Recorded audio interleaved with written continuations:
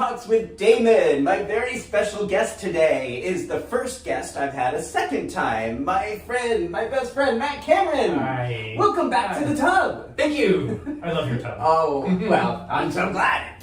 You've been in this tub many times. Many times. Many times. So we are celebrating. I'm having you back as a guest, and we are celebrating because I reached a goal with these TED Talks. You did. I did. When I just started this last summer, I thought, could I possibly get 50 of my closest friends to sit naked in a tub with me and have conversations about love, about life, about sex, about mental health, about hope, about grief and loss? Could I actually get 50 people to do this?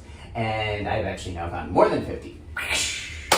And you have been so helpful with me. And Matt is also the editor of these shows. And I wanted to ask you back because there's so much we didn't talk about the first time, and just kind of like start another round of these TED Talk interviews with people who are actively shaping and changing the world we live in for the better.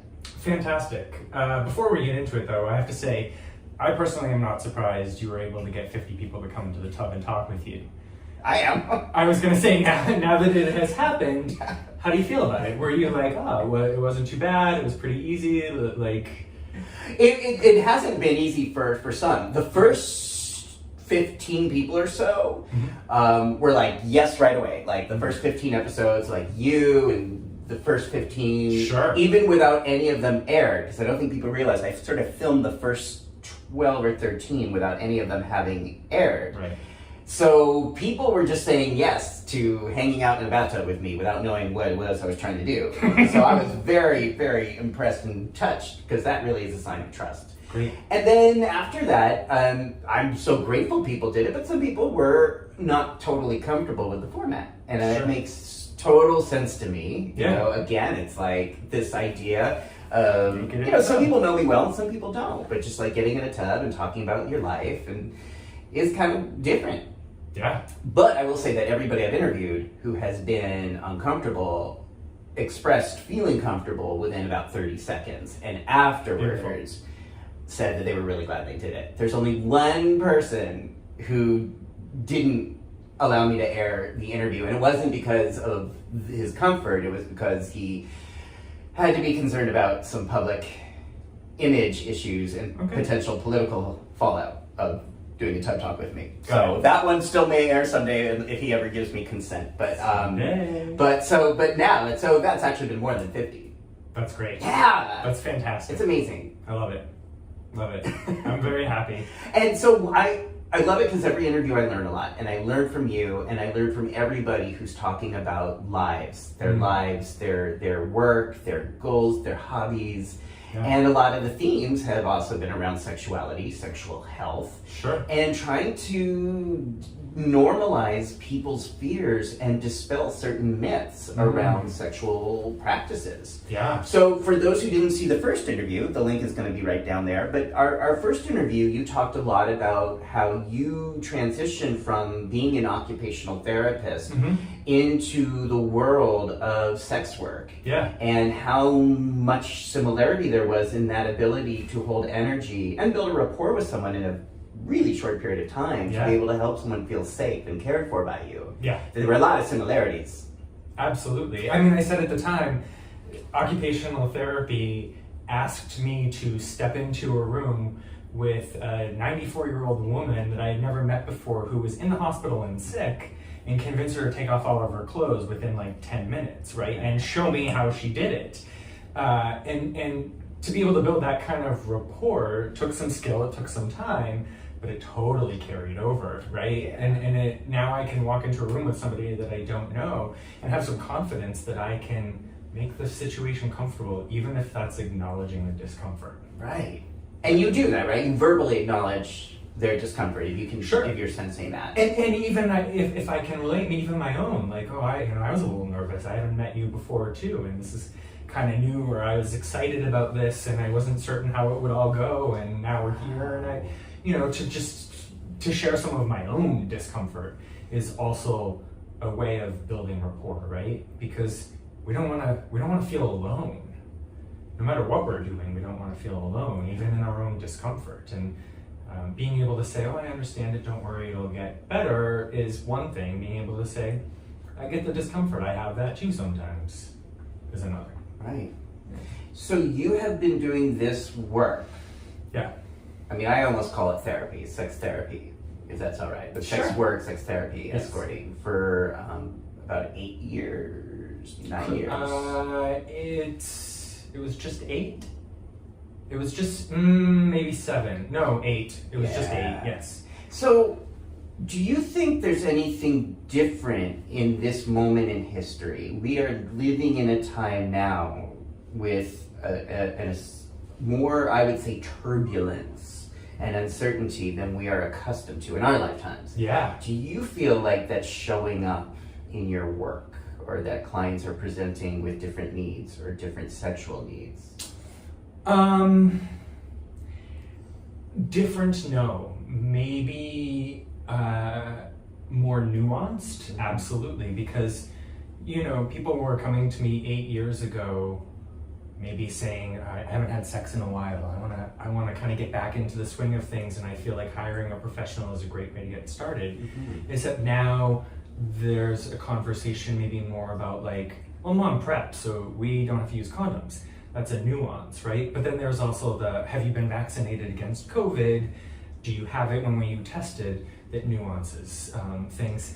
And I notice more folks commenting, saying things like, I see you as often as I can, but money doesn't go as far these days. Like, sort of acknowledging that like, price of nearly everything has gotten exponentially, well, maybe not exponentially, but much higher. So what do you do if a client seriously doesn't have the financial means to see you but really wants to? Well, it kind of depends, but the first thing that I say to that person is, if you don't have the money to hire me right now, maybe now is not the time. Mm-hmm. It's not up to me to decide how somebody else wants to spend their money, but my services are not cheap, and if you're concerned about being able to you don't have to hire me to live, right? But you might need to buy food, and you might need to pay your rent. So I usually try and dissuade people who comment that they don't have enough money. Mm-hmm. There have been times where there are people that I know well, and I know their situation, and maybe we work something out for a lower rate, but in general, I don't want to see people who can't afford me, not because I want to be snotty about it, but because I don't want people to not have food when they want it, or not have money for that emergency car repair when they need it, right? Right. Yeah. Okay. So, I know that most of your work, or at least a large part of your work, some of it is sex, like fucking. Oh yeah. But I also know that a great amount of what you do, perhaps even the majority of what you do, is holding emotional energy.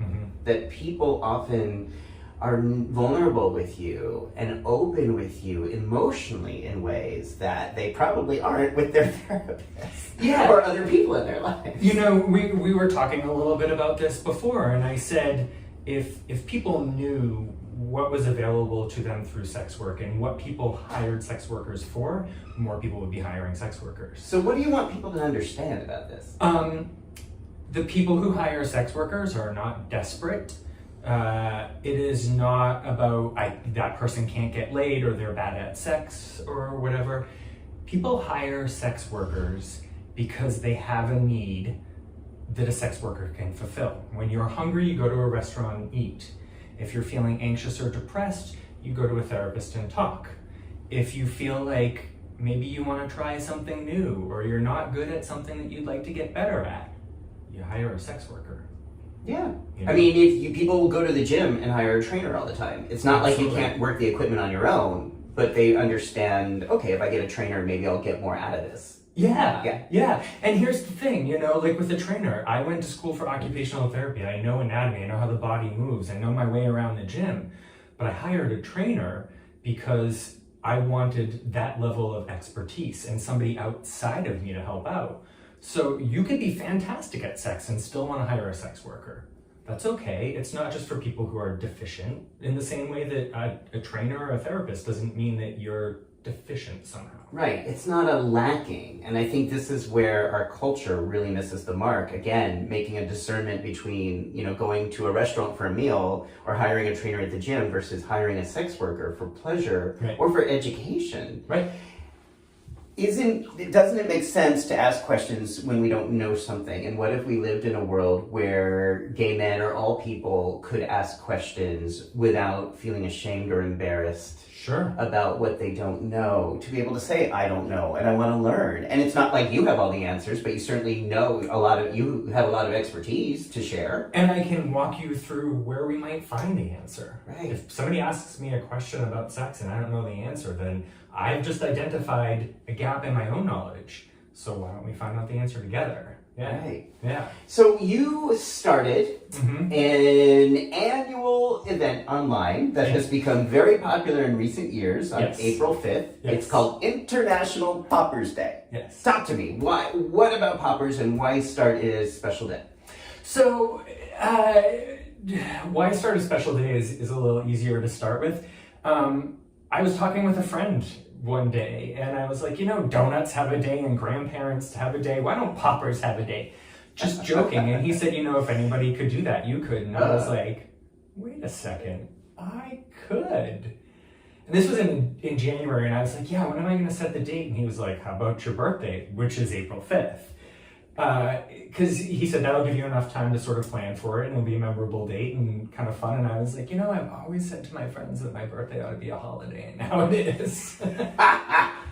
But also, as I sort of think a little bit more, and I thought a little bit more about the community and what that's about, for me, poppers are one of those things that have been a part of queer culture that everybody has a relationship to and not a lot of people talk about and not everybody understands. And not understanding is also a relationship to poppers. Not knowing what they are, but you've heard of them, that's a relationship to poppers. Why are they potentially good, or what are the advantages or potential upsides of poppers? So the first thing for me is the community. It might sound funny, but there's a real brotherhood around folks who use poppers, gay men specifically who use poppers. And it gives you a familiarity and a trust because you're like, oh, that guy uses poppers. There's just something about that connection, and it's hard to verbalize.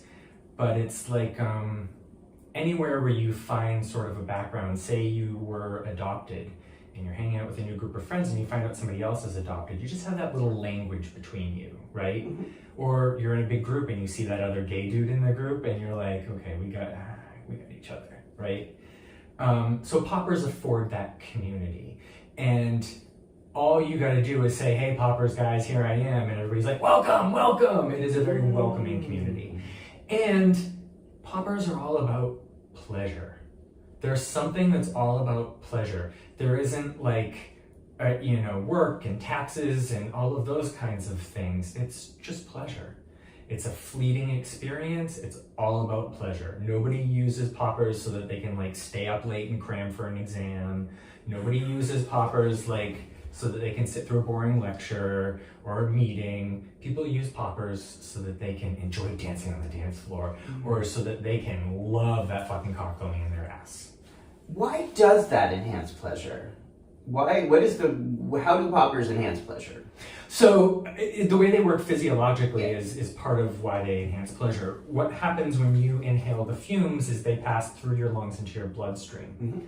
And nitrates, which poppers are, nitrates is a chemical class, and poppers are nitrates.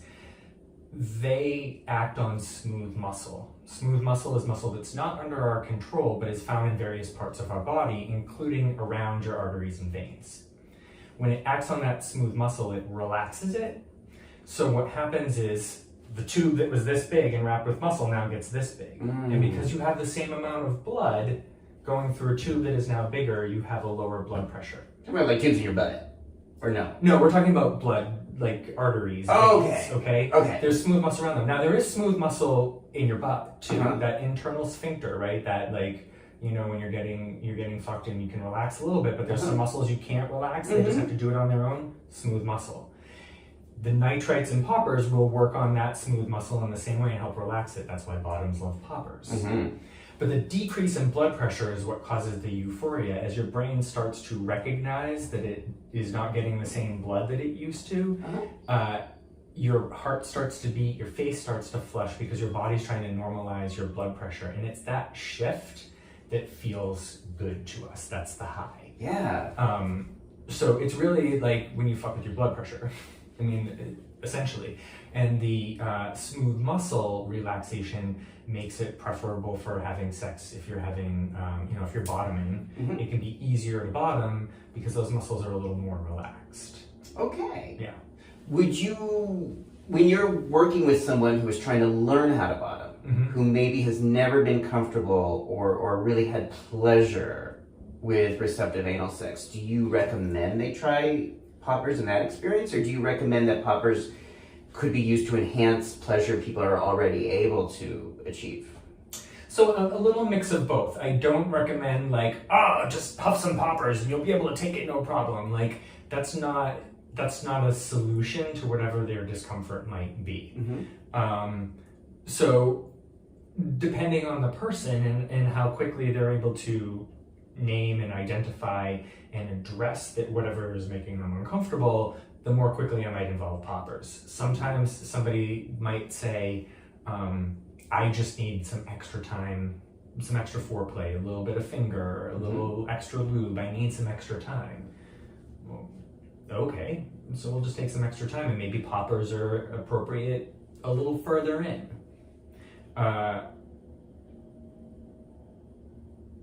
I like to tell people that they don't need poppers.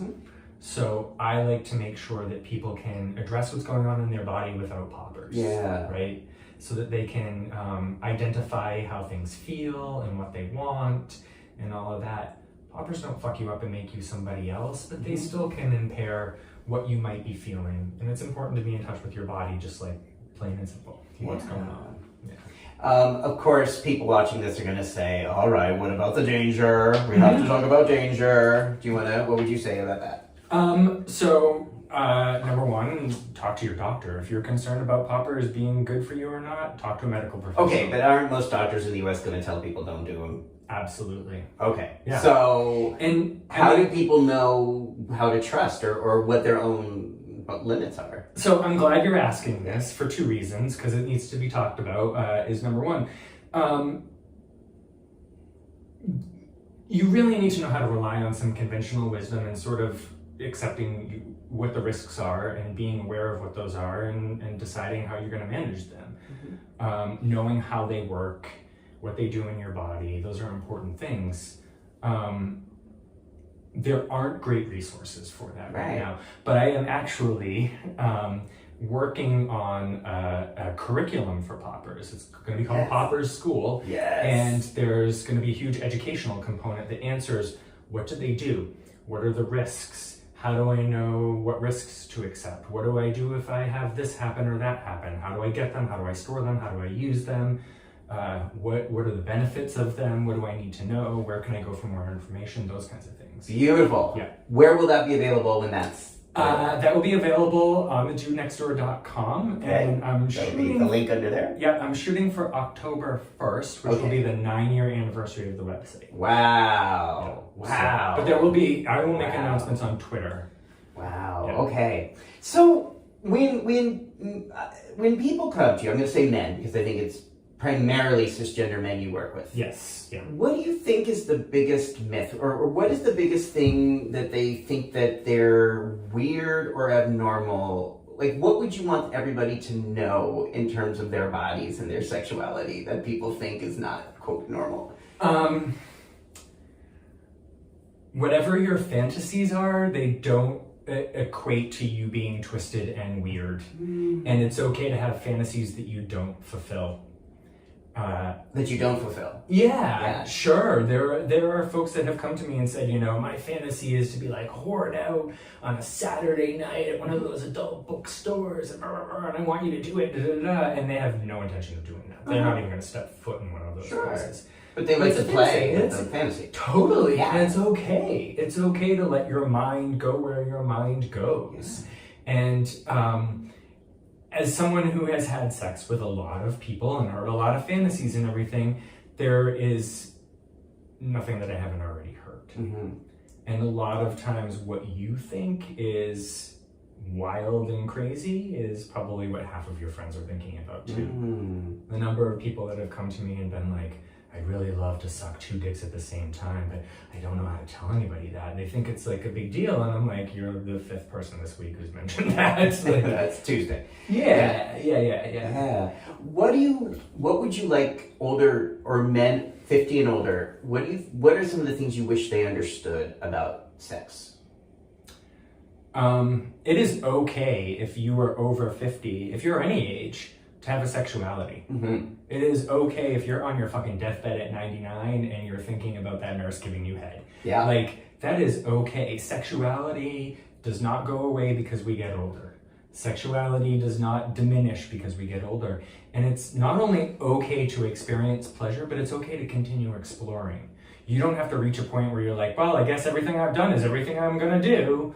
Like, you haven't had a 3-way and you're 75? Get on it. You want a 3-way? Go for it, you know? Beautiful. So Yeah. there's always a process of exploring, discovering sure. our bodies. Sure. I mean, you know, we go through so much of life like doing planning for the next thing, planning for the future, ready for the future, like, but what is that future? Is it just like so that we can reflect on our deathbed and be like, oh, I guess it was an all right life?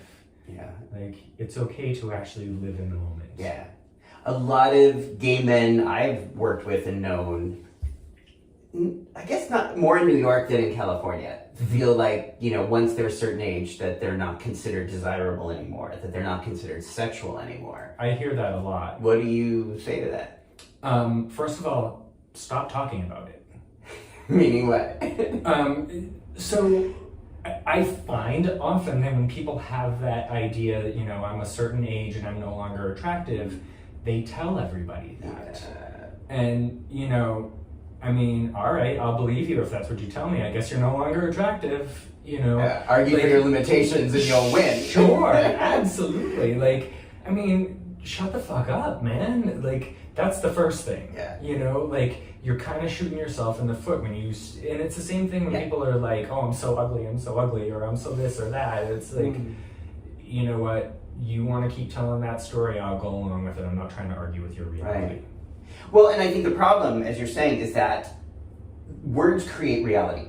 Yeah. Our energies are created by the words we use. So if you're saying words like I'm ugly or I'm undesirable, you are creating an energy around that that is repellent. And that has nothing to do with your age or what you look like or what your body size is. Right. If you create energy around being repellent or ugly or undesirable, that's a closed energy that people back away from. Now you've created the self-fulfilling prophecy and gathering the data to confirm that's true. Right.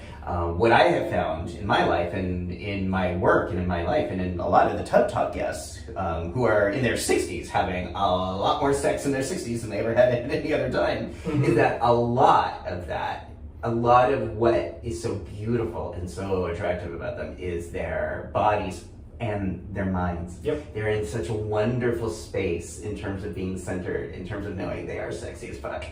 And they carry that into their social lives, into their bedrooms, into their hotel rooms, and they get a lot of butt and they get a lot of dick, and they are very happy about that. And people can see some of the past TED Talks of guests who have spoken to this very clearly. Jim Corey has, Ed Swaya has, many of my guests have talked about feeling more empowered in their 50s and 60s and 70s than ever before. Yeah. But we still seem to have this paradigm around age and loss, loss of desirability. And I'm so glad you're out there helping to change that.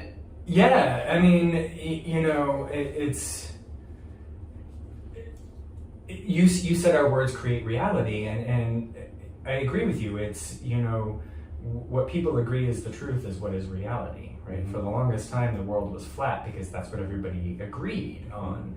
And, you know, if you want to tell everybody that you're a horrible person and get everybody to agree, well, guess what? The reality is that you're a horrible person. Right. And like you said, it's a repellent energy. But it does take something to let go of the stories that society wants to teach you about your aging body. Mm-hmm. But it is okay. You have nothing to lose by not believing things that don't make you happy. Ooh, will you say that again? I need to hear that again. You have nothing to lose by not believing things that don't make you happy. Thank you. You're welcome. That is so well put. I'm going to put that on a pillow. I love that. Cross-stitch that, baby. Yes. Yes. Wonderfully said. So really, people hold on to their stories. I find they often have it's a habit synaptically. Yeah. And they almost have a relationship to victimhood. Yeah. And again, this is where my therapy work comes in. But a lot of times people who are fixed in their stories are not going to really work with a therapist or probably be open to shifting any of those stories. Well, sometimes people don't want to admit that those stories can be rewarding in a way.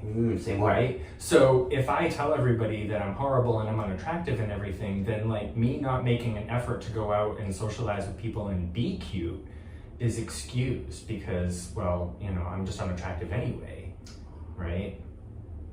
Becomes an excuse. Yeah. It's an emotional moat. Yeah, and then it actually is serving you. It's serving your desire to not go out and be sociable. Yeah. Right? And then again, continues the self-fulfilling prophecy of confirming all of that is true. Absolutely. Yes. Absolutely. Oh, and you will find evidence for whatever you want to believe. Say more. I agree, but can you say more about that? Oh, sure. Can I say more about that? Like, if you have ever woken up and you dropped something like right away and you're like, God, I'm such a fucking klutz, right? And then you notice all day that you're dropping things, like you are a klutz. That's your reality. That's like, you're looking for, how many times did I drop things today? Like, you're just looking for confirmation that you're a klutz. However, if you told yourself like, whoops, I dropped that, and then moved on with your life and didn't think about being a klutz, you probably wouldn't end the day going, wow, look at all these things that I did that made me a klutz. Yeah. Right? So we gather evidence. It's like our minds are like little detectives searching for evidence to confirm our beliefs, and sometimes those are unconscious beliefs. Yep. So I've been, New York is in a really, is in a difficult place right now. And yet what I scan for is that there's so much goodness here. There's so much beauty. Again, this is why I do these TUB Talks, is because it helps me confirm my beliefs that people are in general really good people. Yeah. But even on the subway with strangers, yes, you can look around and you can see rudeness and inconsideration and dirt and threats. Mm-hmm. But I actively look for the humanity. I actively look for people who are enjoying their day or give up their seat to help someone sit or help someone get off or on the train, or during the winter time is when someone drops a glove or a hat that I or someone on the train will like pick it up for them. I look for those acts of kindness. I try to be those acts of kindness. That confirms my evidence that people are in general loving and compassionate. Absolutely. Could someone make an argument to contradict that? Sure, of course they could. But my reality is still going to be determined by what my mind scans for. Right. And that is the responsibility that I think we all have if we're going to be in this world with more pleasure and peace and joy, especially given what's happening in the world today. And not only a responsibility, but I think it's important to recognize that it is a choice. Yes. And are there people who wake up and they're just like happy all the time? Absolutely. But like, it's okay if that's not your default to say, you know what, today I'm going to choose to be happy. And to tell yourself, I'm looking for happy things and I'm looking at happy moments and I'm going to be happy to this person. And like, if you have to remind yourself all day, okay, but keep making that choice because it is a choice. Well, and our brains are always choosing. So if we're not choosing joy, our brain by default is usually going to choose suffering. Oh, yes. And misery and anxiety. Oh, yeah. So there's always a choice happening. Yeah. There's always a process to this. Yeah. So, so beautiful, beautiful, beautiful. Okay, one of my last questions. This might be my last question. So let's say when couples come to you saying we love each other, but we haven't had sex, we don't touch anymore, we don't even know how to be together erotically anymore. How do you help couples reestablish erotic energy and contact with each other? Oh, I like that. So the first thing is I would look at both of them and say, I need you to understand that it's okay that one person didn't fulfill all of your needs forever and ever in every day of your life. And it is okay that you are not that person for your partner. It is okay. Like, it's okay. It's unreasonable to expect that you're just going to be everything to that one person for the rest of their lives, 24 hours a day. It doesn't happen that way. It's okay. And then once they can kind of soak that in, the next thing I say is primary romantic relationships are no less valid because you don't have sex as often as you think you should. Sex is not the measure of a successful relationship unless you want it to be. Yeah. Right? So before we even start on the exercises that we might do to get people to touch each other and engage with each other, let's just accept that this is okay and normal. Mm-hmm. And it's not bad, and it's okay if you want something a little bit different. But where you're at, say 10 years in a relationship and only having sex once or twice a year, that's not abnormal. That's not unreasonable. You can want something different, but don't create that you're a problem. Mm-hmm. Yeah. And then we would start talking about some of what people like and what they enjoy, and then I probably wouldn't waste a whole lot of time talking as much as I would get into the action, because I find sometimes the more people talk about their problem, the more it makes it real, right? And especially if a couple is looking for sex to be fun again, I don't want to sit in a room with them and be like, well, and then there was this time that this happened and that happened. And there's place for that. They can go to you and talk about their feelings and all of that kind of stuff. But sometimes you got to just kind of rip the Band-Aid off and dive in. But you know what? Sometimes I feel that, and I struggle with that from the therapy side. Sure. Because sometimes people do come to me with these problems, and I sometimes do feel like talking about it in my therapy room is actually making it worse. And we're not actually helping the energy. We're not reestablishing erotic connection. We're focusing on problems. And right. I'm trying to be more intentional around that. Yeah. Because I agree. I think there's a time and place for exploring. Yep. And seeing where we can find some options or solutions to problems. Mm-hmm. But then there's also a time that you just got to get in there and have the experience. And I am not able to take couples there right. in my current legal ethical licensing place. Sure. So, which is why I will refer them to you. Or to someone who is an expert, including you, who can really dive in, so to speak, and get that experience to enhance that wonderful energy available to them. Yeah. Even if they haven't had it for years and years and years, that it's okay, let's stop talking about the problem and go forward. Right. Yeah, and some of finding forgiveness is not an active process, but it's just a matter of time and experience. Mm-hmm. Sometimes we need to learn what life would be like if we moved on. Yeah. Right? And so then you have, once you've gotten to know a couple and you're ready to take on the experiential side, you help them to reestablish touch, connection, play. Absolutely. Laughing, joy. Laughing is a big one. Yeah. I try not to get too serious about it because I can, but to just have some fun. And I like to introduce a concept I call house rules. And house rules is everything is okay as long as you bring your true and genuine self. Mm. So from my own experience, I've been together with my husband now for 7 years. Yeah. And after 7 years, sex is not what it was when we first started. We will have what we call naked boyfriend time, and we'll get in bed just with the aim of having fun and seeing what happens. And we're like, we'll do it for half an hour and we'll see where it goes. And it's very low expectation, it's very fun, and a lot of times it turns into sex. I forget where I was going with this, but just the fun, right? The Play, spontaneity. laughing. And then the house rules of like, you know what, we intended to lay down here and have some sex and I'm just not feeling it. That's okay. That's okay. Yeah. Right? Just tell me. Say it. I think so many people are afraid to do that right there. If people could just do that, feel safe in their yes and feel safe in their no. Yeah.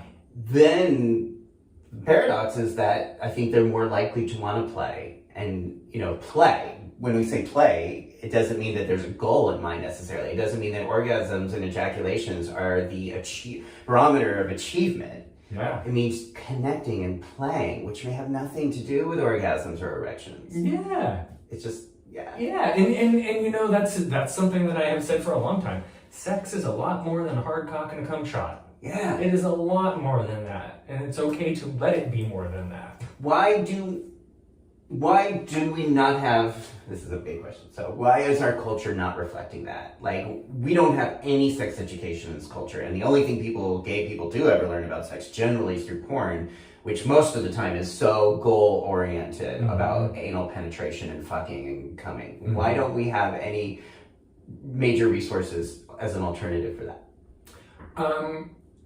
Bottom line, there isn't money in it, right? It doesn't pay because people are already not buying porn, and so people are not going to make that niche stuff because you're going to make less money than the people who are doing the popular stuff. There's a calling for it though, and now that there are things like OnlyFans, more people are doing a variety of things that are not goal-oriented towards ejaculating in somebody's butt, right? People are doing a lot of masturbation porn. There are people who are doing like fisting scenes, right? That's just about like, how much can I get in his butt of my hand, and it's not about sex and coming and orgasms. And there are all kinds of, role play videos that are coming out that aren't about fucking, and people are doing things, but it's not part of our common language, and that's why it's not part of our common practice. Interesting. Okay. All right. So we're going to work on this. And again, this is one of the things I'm thinking of as I do these TED Talks is how to integrate these themes and how to encourage people to share these ideas with their friends in their bathtubs or hot tubs or on the beach this summer or around their dining room tables or wherever they congregate with their friends. I want to sort of just reinforce that with a point. I have always loved forearms. They have always been a sexual turn on to me. And for years I was embarrassed because I didn't know anybody else who liked that. And then I started talking to people about it and nobody cared. And now people will literally like send me posts from the internet and be like, did you see this guy's arms? Did you see this guy's arms? Like 3 or 4 times a week I get somebody who's forwarding me something about this guy's arms, or I'll get an anecdote about I like this or I like that, or people will tell me like, oh, I saw this guy on the train that reminded me of you and your forearm thing, and wow,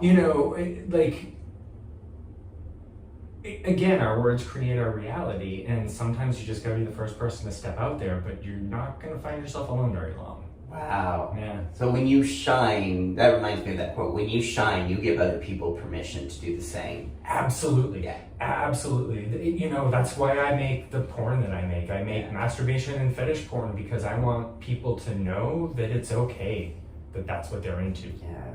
I'm into it too. Yeah. Yeah. Okay, last question. Sure. For real. Given this moment in time, given the turbulence we're living through at this moment, what, if anything, gives you hope for our future?